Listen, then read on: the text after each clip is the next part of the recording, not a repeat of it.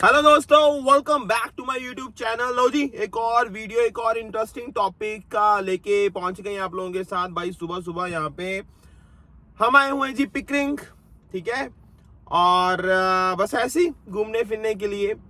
तो वैसे भी गाइस मौसम चेंज हो रहा है और फॉल स्टार्ट ऑलमोस्ट हो गई हैं। तो भाई मैंने सोचा कि नहीं यार, ठीक है, मॉर्निंग में निकलो, बाहर निकलो, थोड़ा अच्छा मौसम का एंजॉय करो, क्योंकि बहुत जल्दी विंटर्स आने वाले हैं। विंटर्स में तो फिर snow snow snow snow snow गाड़ी चलाने का भी मजा नहीं आता। बट हाँ, आज हम बात करने वाले हैं भाई बैकलॉग के बारे में। बहुत सारे लोग हैं गाइस, यही क्वेश्चन आ रहे हैं कि हाँ जी भाई, हमने 3 महीने हो गए, 4 महीने हो गए, 5 महीने हो गए। कल मैंने एक processing time like latest updates आपको दी थी कि हाँ जी भाई, वीजा के लिए, कनाडा वीजा के लिए, चाहे वो वर्क परमिट है जी, चाहे स्टडी परमिट है, चाहे पीआर की एप्लीकेशन है, चाहे वो विजिटर वीजा है, तो जी आज की डेट में प्रोसेसिंग टाइम है क्या। ठीक है जी, मैंने सारा उस पर एक्सप्लेन किया था। अगर किसी ने वो वीडियो नहीं देखी पहले, तो भाई वो वीडियो जाके चेक कर लो, आपको पता चल जाएगा कि हाँ जी भाई आज की डेट में प्रोसेसिंग टाइम है क्या, अलग अलग जो कैटेगरीज बनी हुई हैं उनके अकॉर्डिंगली। ठीक है, बात क्लियर हो गई। सेकंड पॉइंट आता है फिर भी उस पे गाइस, बहुत सारे लोगों ने ये क्वेश्चन किया है कि भाई पहले तो हमें ये बताओ कि जी हमारा जो टाइम पीरियड है जब हमने फाइल लगाई थी और आज तक का जो टाइम है, वो तो भाई ऑलरेडी क्रॉस हो गया है, हमारा रिजल्ट ही नहीं आया। आप तो कह रहे हो जी प्रोसेसिंग टाइम इतना है, तो with in processing time result आना चाहिए ना। व्हाट इफ कि हाँ जी हमारा जो रिजल्ट है वो प्रोसेसिंग टाइम क्रॉस कर गया टाइम पीरियड, बट फिर भी नहीं आया, तो उसमें क्या है भाई, उसी को कहते हैं जी बैकलॉग। उसी के बारे में आज हम डिस्कस करने वाले हैं भाई। भाई बहुत मजा आने वाला है। बाकी स्टार्ट करने से पहले guys again thank you so much for watching my channel. तो जी बात स्टार्ट होती है जी बैकलॉग की। बैकलॉग गाइस होता क्या है, पहले मैं आपको ये थोड़ा सा क्लियर कर दूं। बैकलॉग होता है जी, मान लो आपका प्रोसेसिंग टाइम है जी, फॉर एग्जांपल स्टडी वीजा के लिए आउटसाइड कनाडा अगर आप अप्लाई करते हो, मान लो जी 7 वीक्स का, ठीक है जी। अगर उसमें आपका 8 हफ्ते लग गए, 10 हफ्ते लग गए, या फिर उससे ज्यादा टाइम लग गया, तो गाइस उस टाइम पीरियड से लाइक 7 वीक्स से जितना टाइम अगर बढ़ गया तो वो बैकलॉग कंसीडर हो जाएगी आपकी एप्लीकेशन।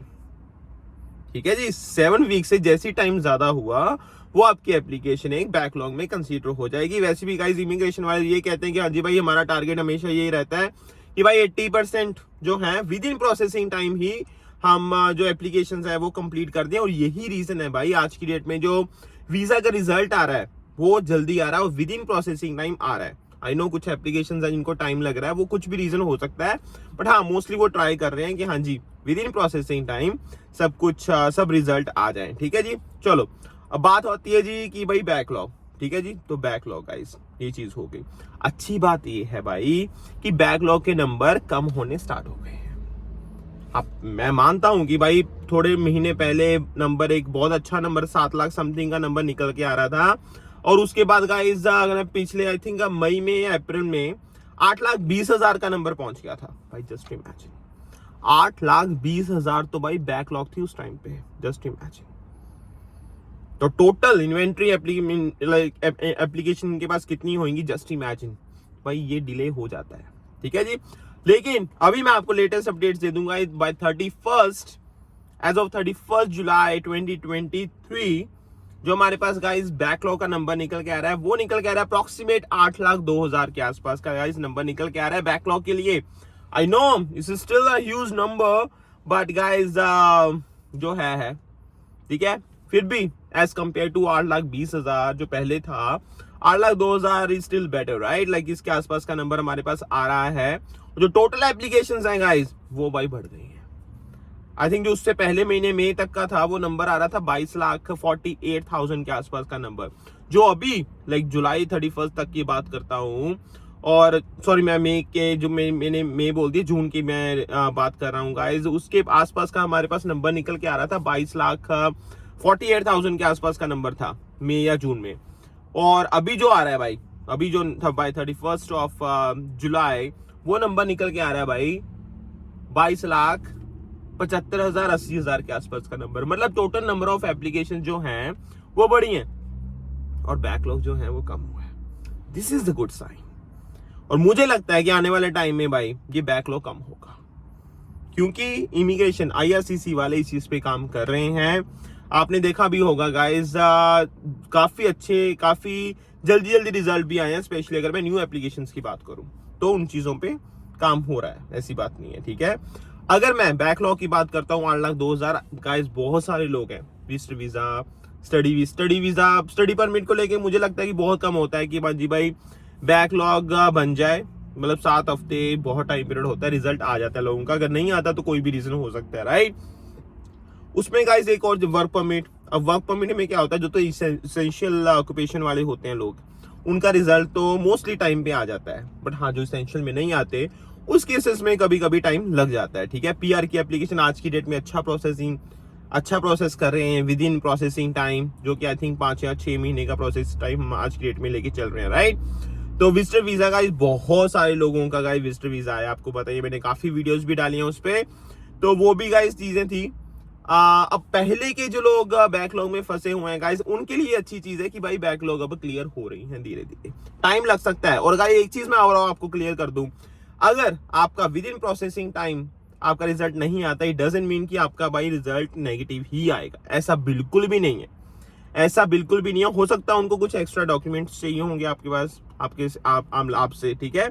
तो उस केस में क्या होगा, दिल सेंड यू ईमेल या फिर कुछ भी, आप अपना अकाउंट चेक करते रहो, ठीक है, जो IRCC लाइक उनकी वेबसाइट पे आपने बनाया होगा, तो दिल लेट यू नो कि हाँ जी भाई ये डॉक्यूमेंट चाहिए, तो अकॉर्डिंगली आप सबमिट करते रहो गाइस। कोई इसमें ऐसा कुछ नहीं है। अगर आपको कोई बोलता है कि भाई with in processing time, for example work permit, अगर आप इंडिया से अप्लाई करते हो कनाडा के लिए, आई थिंक प्रोसेसिंग टाइम है जी 8 हफ्ते का।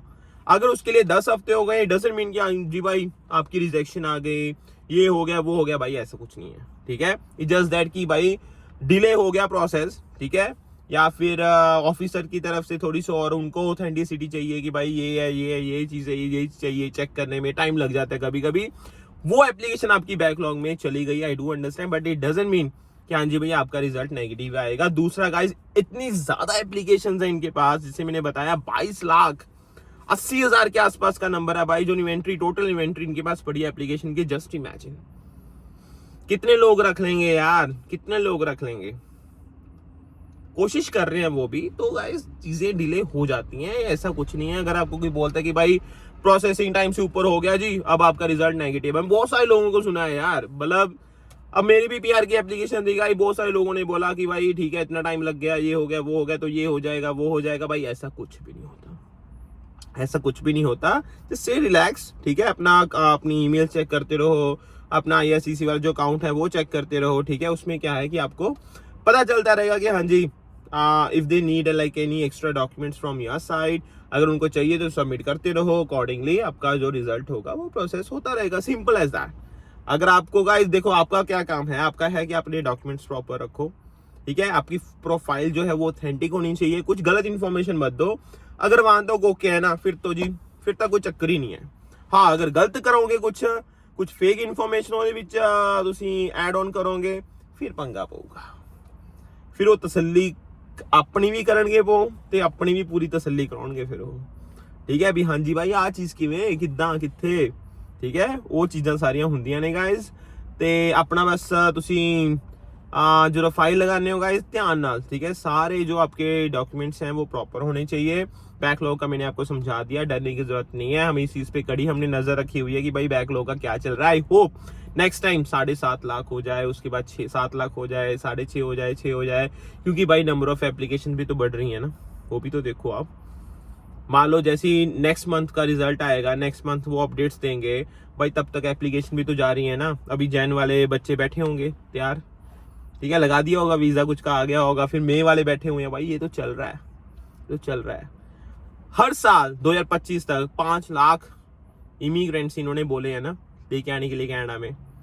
आई डोंट नो कैसे वो पॉसिबल करेंगे, क्योंकि भाई हाउसिंग क्राइसिस भी तो है ना, तो मे बी वो रीवैल्यूएट करें अपने टारगेट्स को। बट हाँ, एज ऑफ नाउ ये चीज है तो है। बाकी गाइज ऐसी गाइज हम आपके साथ चीजें डिस्कस करते रहेंगे, मैं आपको अपडेट्स देता रहूंगा। चैनल को फॉलो करते रहिए, and in case you have any question, any queries guys, हम डिस्कस कर सकते हैं।